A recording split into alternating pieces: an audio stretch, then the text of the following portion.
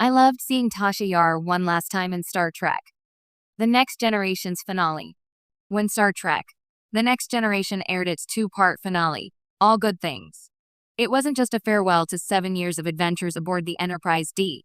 It was a carefully constructed love letter to its characters, the actors who brought them to life, and the fans who had followed them from the first awkward moments in the Farpoint mission to their final poker game.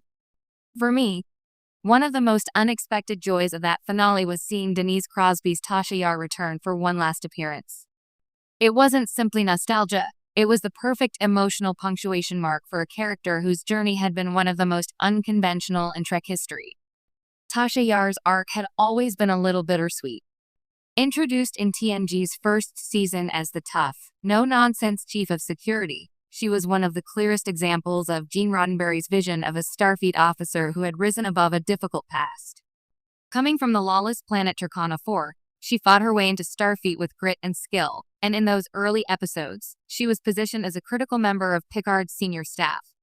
Yet, in Skin of Evil, she was suddenly and unceremoniously killed by the malevolent entity Armus, a death that, while shocking, left fans with a sense that her potential had been cut short.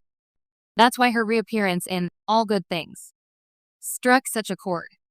Unlike the Yesterday's Enterprise episode, another fan favorite return that gave her a chance to play an alternate version of Yar, this cameo was rooted in the finale's clever time-shifting narrative. Captain Picard, jumping back and forth between 3 points in time, finds himself reliving the Enterprise's earliest days.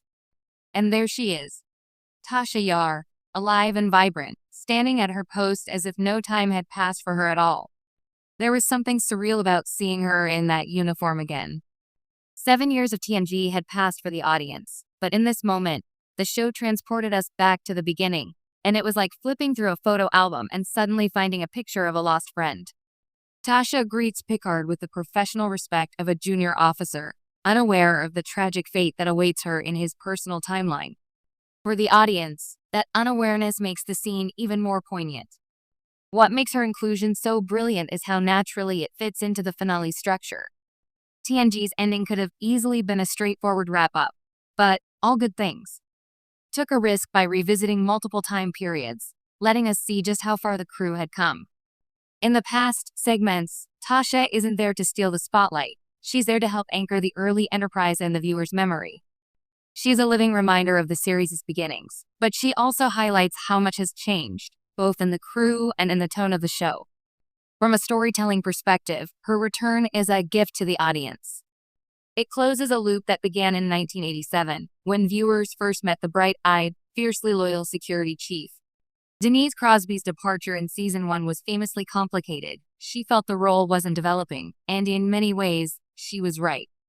But by bringing her back for the finale, the writers seemed to acknowledge Tasha's place in the TNG family, regardless of how short her original tenure had been. There's also something quietly cathartic about seeing her in uniform without the shadow of tragedy hanging over her. In Skin of Evil, her death was abrupt, even anticlimactic. Yesterday's Enterprise gave her a heroic ending, but it was still tinged with the inevitability of loss. All Good Things lets us spend a moment with her in a timeline untouched by those events. She's simply doing her job, protecting the ship, and smiling faintly as Picard gives orders, just as it should have been. On a meta level, her reappearance speaks to Star Trek's unique relationship with its characters and fans. In most shows, a character who dies in Season 1 might be remembered in passing but would rarely return years later. In TNG, and indeed in Trek as a whole, the past is never completely closed off. Alternate timelines, holodeck recreations, and time travel arcs allow the writers to revisit characters and relationships, giving closure where reality might not allow it. Tasha Yar's presence in the finale is part of that tradition, and it's why Trek can resonate so deeply over decades. The scene also benefits from the understated chemistry between Patrick Stewart and Denise Crosby. Even in her brief lines, you can see the ease of two actors who know these characters inside and out. Picard's interactions with her are restrained. He can't betray the knowledge of what's to come. But there's a subtle warmth there, as if he's privately savoring the chance to see her again. It's an emotion